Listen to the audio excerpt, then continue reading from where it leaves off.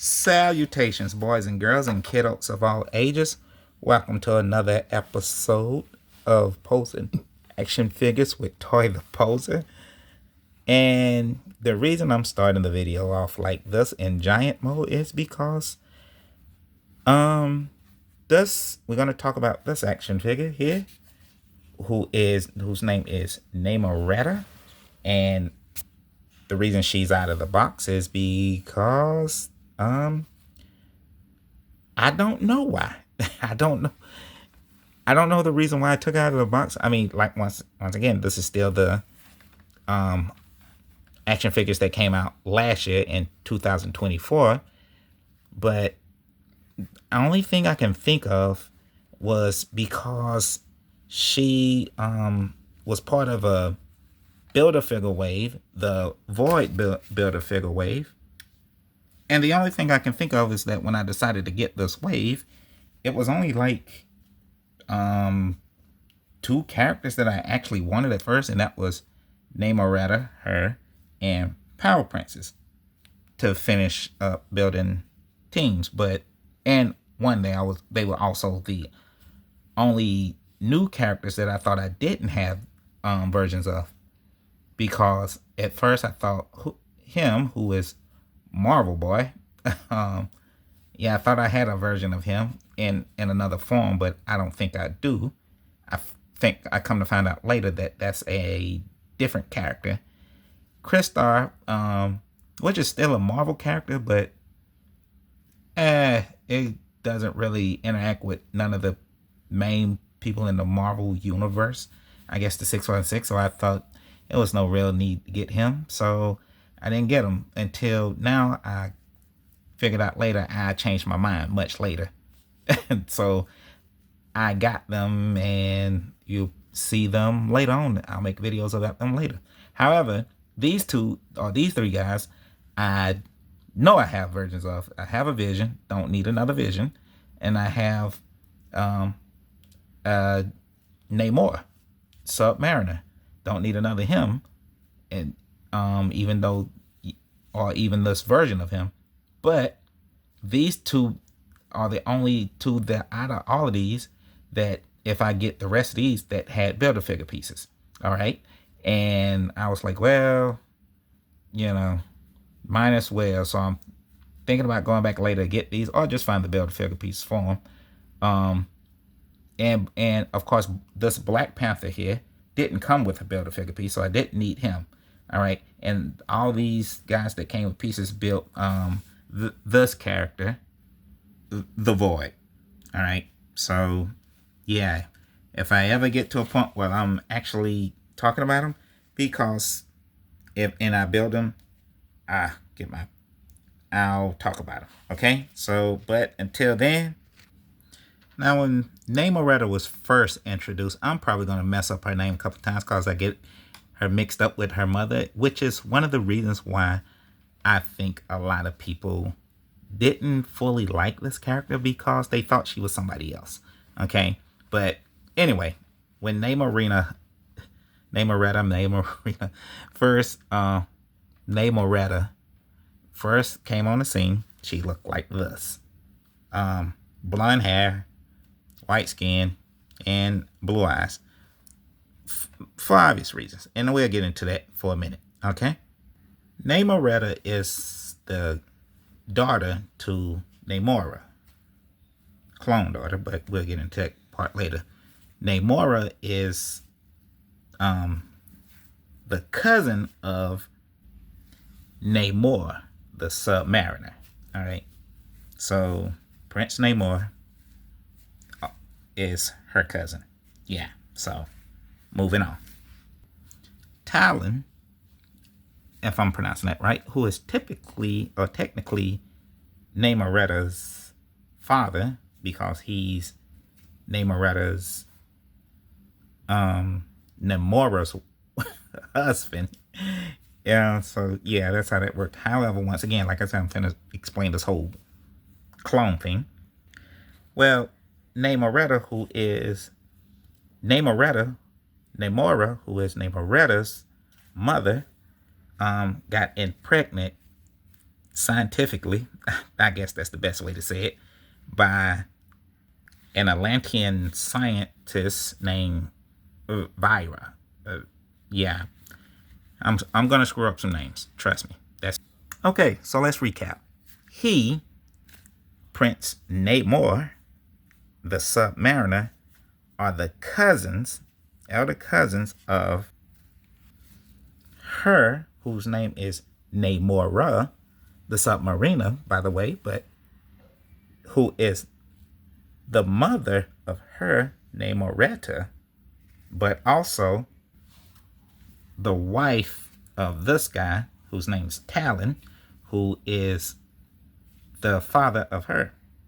So, by the way, he's dead. So, but Namorita, who looked like this when she first appeared in comics, kind of like her mother, but now looks like that. But yeah, it's their daughter, however, only through science, which basically makes her a clone, and was cloned by the scientists. And they all lived under the sea. Okay, so now moving on to the good stuff. Most people didn't like this version of her because they wanted this version of her. And yeah, because apparently that's what she looked like when she was on the New Warriors team, which I believe most people was trying to build. All right, so I'm just gonna start holding and posing like this if I can't stand, because that stand sucked, and now I remember why I don't like it no more. So yeah, moving on. And we got a version of every character on that New Warriors team. So that yeah, or at least the team that people was trying to build. We have a Marvel boy, which came with her in that the same wave. We got this version of him. That's Namorita. That's supposed to be her, and I'll explain the blue skin later. Okay. Speedball, we got a version of him. We got a version of Night Thrasher. We have a Firestar, and Nova, who I believe is Kid Nova in this picture here. So, yeah. But this is basically why I wanted her. And what I, be honest with you, what I mostly remember her as, because, yeah, when I started reading the New Warriors or anything about them, it was done by one of my favorite artists, Scotty Young, and he did it in this version. And it also introduced us to a new character during that time, Debris, which we probably won't get a version of, or a character. But it would be nice if the more new characters, the better. But moving on, because I digress. Because now this is the part of the show where I can, well, you know what, it's going to be hard to cold pose her, although I've been doing it throughout the whole shebang. But yeah, but anyway, just to give you guys the brief little history on her. I mean, moving forward and right along. Yeah, when she was, while a student attending Empire State University, Nita, which is Namorita's real name, found herself coincidentally at the site of the reborn Terex. She was forced into action and was soon joined by a group of other teen heroes, which later became known as the New Warriors. All right. Nita also spent time with her cousin Namor, who had recently returned to the surface. Yeah. And started his own company, Oracle Incorporated. Now that's something I did not know. Okay. So yeah, but while she was there, now that's pretty much it. Now, not to, like I say, do any full spoilers or anything like that, Namorita ends up dying, but in a comic. But it doesn't matter because nobody in comics stays dead anymore except Uncle Ben. Okay, but I'm trying to get her to stand up so we can do a quick little size comparison. All right, come on, you can do it. Let's at least get that part taken care of.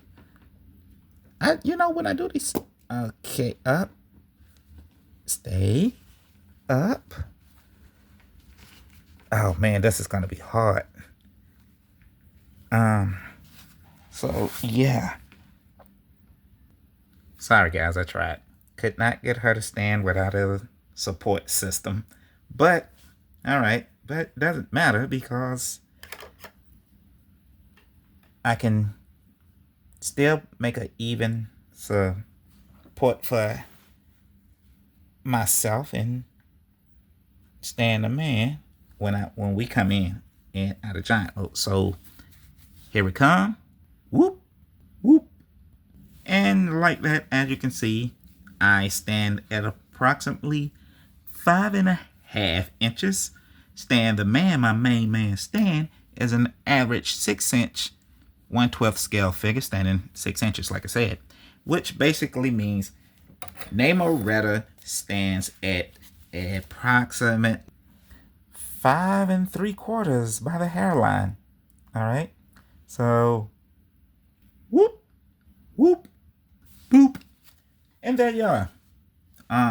Namorita, ladies and gentlemen. Oh, and by the way, the reason Namorita's skin is blue simply is because she's supposed to be that way. No joke. The doctor that actually cloned her when she was born simply made her blue skin dormant so she could live amongst, I guess, the upper land people.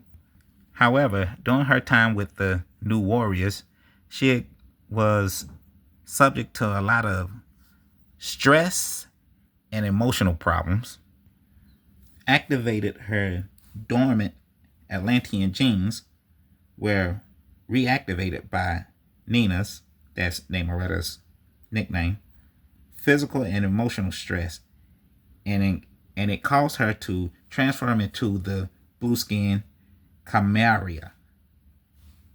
Whoop. However, throughout the years and issues of comics, however you want to count it, she does eventually change skins again and basically turns back into her normal self, I guess, if you consider this version of her the normal one. All right, so yeah, later she went back and joined the New Warriors and actually started a relationship with Night Thrasher. But as far as I know, she has the ability to change her skin tone and apparently her hair, because sometimes it can be blonde, sometimes it can be white, and sometimes she has white tattoos. Namorita's power grid attributes are intelligence, strength, speed, durability, energy projectile, and fighting skills. So once again, I don't know if let's just go with these are super powered leveled beings at scale. Whoop. Her powers are human Atlantean physiology. Basically, she can do what Namor does, cause she's half Atlantean. Amphibious physiology and adaptations, which basically means that her body can withstand the same temperatures of an aquatic animal, even highly freezing temperatures in water. Aquatic healing, all right, as I said, what superhero doesn't have some kind of super healing? Amphibious breathing. All Atlanteans should be able to breathe in and out of water, despite what you see in the movies.